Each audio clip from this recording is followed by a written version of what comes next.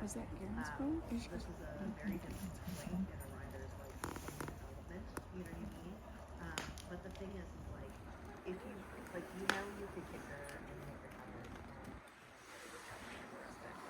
and that's not the she jumps.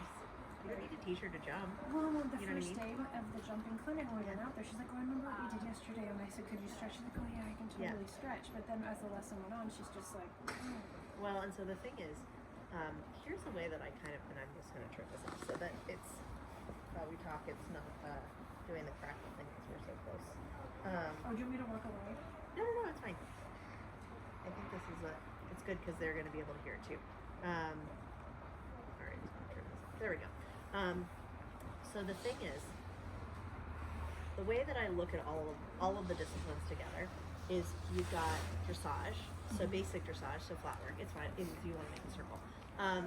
You've got your basic dressage work, and then you've got hunters, which is can you maintain balance and tempo over small obstacles, you know what I mean? Because that's the whole point is we make it steady, we make it smooth. And then we move to jumpers, which is can you maintain, the tempo and your balance over large obstacles, but all on a flat surface. And then you move to eventing, which is can you maintain the horse's tempo and balance over large obstacles on uneven terrain.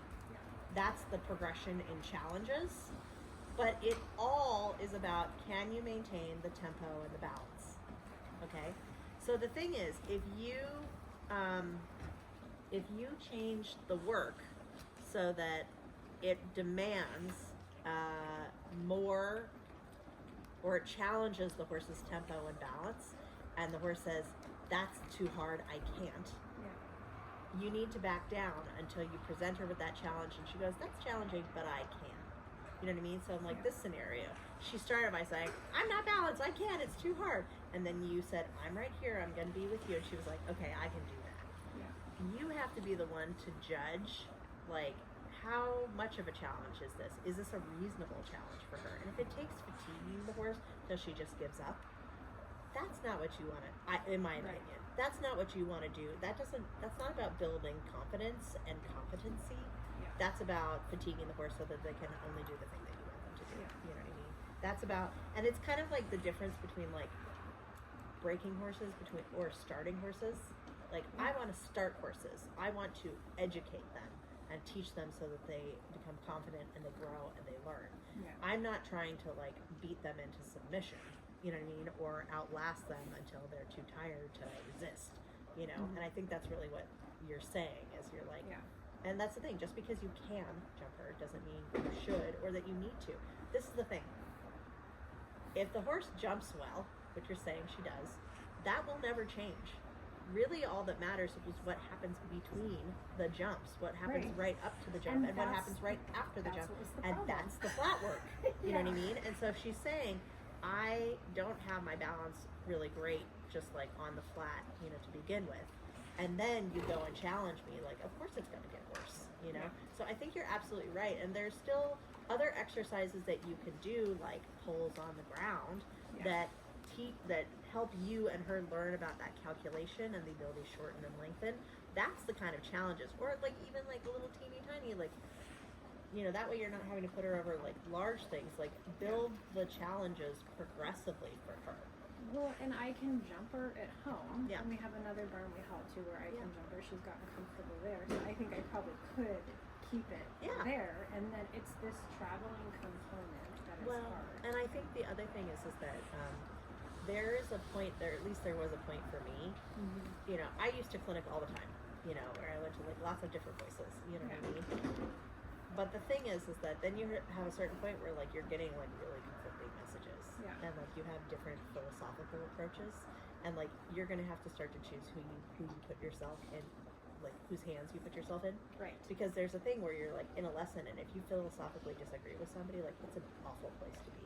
Yeah, you know what I mean? Where they're like making you do stuff, and you're like, I don't believe in this. I will never do this again outside of this, and like my poor horse is having to put up with it right now. You know what I mean? And so like, I think this is a good time for being judicious.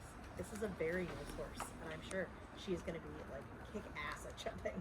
You know what I mean? Well, but she needs this work. Yes.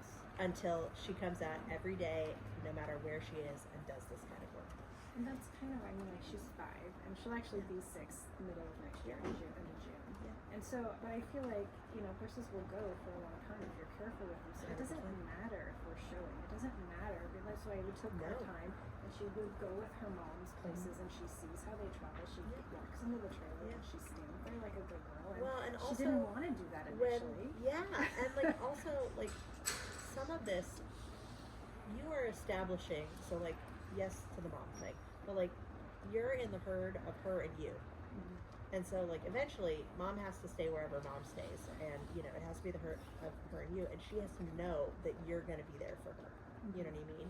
And the way that you teach her that you're going to be there for her is that, you say, listen, I'm not going to try and control your neck. I'm just going to follow you. And you can trust that I will show up and I will do that every single time. Yeah. And that's what's going to make her, like, the way that I experience it personally is the horse goes, hey, I feel kind of nervous about that. And you go, I don't feel nervous about that at all. And the horse goes, you sure? You go, yep, I really feel confident about it. And they go, okay, well, if you're not worried, I'm not worried.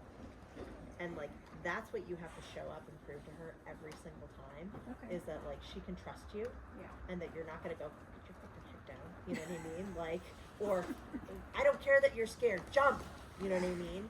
Like, when she knows that that's what she can count on from you, she's going to be like, cool, I can do anything for you. And this is like, you hear people talk about, like, mares, once you've got them, like, they'll just do anything for you. That's what they're talking about. Is because, like, if you've ever had, like, a partner where, like, you don't know that they're going to show up for you in the way that, like, when you melt down, that they're like, oh my God, you're too much, you know what I mean, or something like that. And you're like, I really just need you to be like, it's okay. I know you feel like this right now, but it's going to get better. And you're like, okay, that's good. You know what I mean? Like, that's what my partner does for me. I'm like, everything is terrible. And he's like, it's going to be okay. And I'm like, okay. But if he ever didn't do that, I would stop coming to him. I would stop trusting him. You know what I mean? And, like, that's the thing is that, like, you are building a relationship here, and it's your consistency that is going to help her build her confidence that you can do anything with her. And so, that is always the best investment. Thank you. That's really helpful. I'm glad. I was going to say, On more it's so than funny. one There's level. Sorry. I said on more than one level. I know, right? Well, and it's such a funny thing because there's a TikTok that the guy's like, is this going to be a lesson with therapy or without therapy? But I think it's really important to have these conversations. You know what I mean? Because, like, it is a moral and ethical dilemma. You know what I mean? Horses, you can beat them into submission. I'm not saying beat them, but, like, you can put them in a scenario where they have no choice but to submit. But, it's not very much fun. I have that more with men instructors because they can muscle their way through things and I can't. Well, and again,